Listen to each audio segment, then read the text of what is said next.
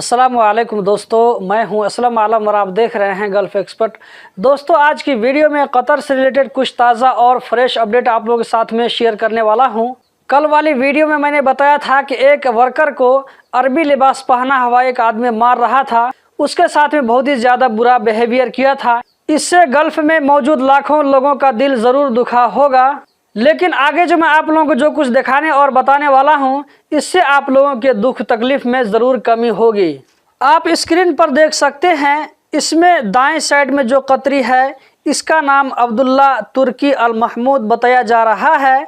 इसके बाएं साइड में वही वर्कर है जिसके साथ ज़्यादती हुई थी। तो यहाँ पर अब्दुल्ला तुर्की अल महमूद ने इस वर्कर के साथ होने वाली ज़्यादती को कम करने के लिए, इसकी दिलजोई के लिए इस वर्कर को अवार्ड दिया है, इसको रिस्पेक्ट दिया है। इसकी तस्वीर भी सोशल मीडिया पर वायरल हो रही है और हर तरफ से इस नौजवान कतरी को वाहवाही मिल रही है। हम सलाम करते हैं ऐसे अच्छे दिल वाले इंसान को। इस वीडियो के साथ नए जुड़ने वाले लोगों को बताता चलूं कि कल एक वीडियो वायरल हुई थी जिसमें इस वर्कर को किसी अरबी आदमी ने बहुत बुरा सलूक किया था और इसकी वीडियो सोशल मीडिया पर वायरल हो गई थी। उसके बाद MOI की तरफ से इसके खिलाफ कानूनी कार्रवाई की गई, इसके खिलाफ सख्त एक्शन लिया गया।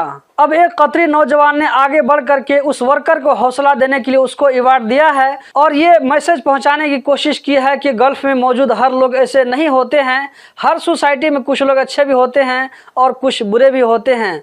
और ये होता है कि बुरे लोग अपनी जो है शरारत की वजह से जल्द वायरल हो जाते हैं। दोस्तों, आज का जो दूसरा अपडेट है वो है रेडियो कतर की तरफ से अपडेट दिया गया है, जिसमें कहा गया है कि कतर में जो फीमेल वर्कर हैं, हाउसमेट का काम कर रही हैं, वो अपने स्पॉन्सर को छोड़कर भागकर दूसरी जगह काम करने के लिए कोशिश कर रही हैं। अपने स्पॉन्सर को छोड़कर भागने की वजह ये बताई जा रही है कि सोशल मीडिया और फेसबुक पर ऐसे एडवर्टाइजमेंट दिए जाते हैं जहां पर 3000 रियाल से लेकर के 3500 रियाल तक मंथली सैलरी का ऑफर दिया जाता है। तो दोस्तों, इस तरह के जो एडवर्टाइजमेंट दिए जाते हैं ये बिल्कुल फ्रॉड हैं। मान लीजिए कि अगर ऐसी कंपनी के साथ में अगर आप काम भी करते हैं और अगर वो पैसा देने के टाइम में अगर पैसा न दे तो आप उसके खिलाफ कुछ नहीं कर सकते हैं। मैं ऐसे वर्करों से कहना चाहूँगा कि इस तरह के एडवर्टाइजमेंट से आप बच कर रहें। फीमेल वर्कर को अपने स्पॉन्सर को छोड़ करके भाग करके दूसरी जगह काम करना ये बहुत बड़ा रिस्क है। इससे आप ऐसे प्रॉब्लम में पड़ सकती है जिसका आप पहले से सोच भी नहीं सकती है। आज का जो तीसरा अपडेट है वो एक अच्छी खबर है ऐसे लोगों के लिए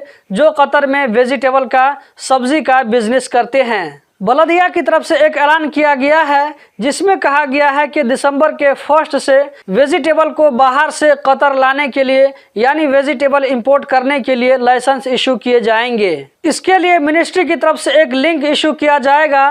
उस लिंक पर जाकर के आप एक फार्म डाउनलोड कर सकते हैं। फार्म को फिल करने के बाद इसके साथ जो ज़रूरी डॉक्यूमेंट्स हैं इसको अटैच करने के बाद में आपको स्क्रीन पर आने वाले ईमेल पर इसको सेंड कर सकते हैं। अगर आपका एप्लीकेशन मिनिस्ट्री के टर्म और कंडीशन को पूरा करता है तो आपको ईमेल के जरिए ऑनलाइन लाइसेंस मिल जाएगा। आज का जो चौथा और आखिरी अपडेट है वो है मिनिस्ट्री ऑफ पब्लिक हेल्थ की तरफ से। मिनिस्ट्री ऑफ पब्लिक हेल्थ की तरफ से कहा गया है कि कतर में 17 नवंबर को पिछले 24 घंटों में 149 कोरोना के नए केस रिकॉर्ड हुए।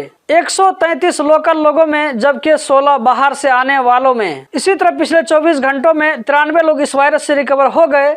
कतर में भी कोरोना के एक्टिव केस की तादाद 1769 है। तो दोस्तों, यही थी आज की वीडियो। कतर के बारे में रोजाना इसी तरह की वीडियो देखते रहने के लिए चैनल को सब्सक्राइब करें, इस वीडियो को लाइक करें। वीडियो देखने का बहुत बहुत शुक्रिया।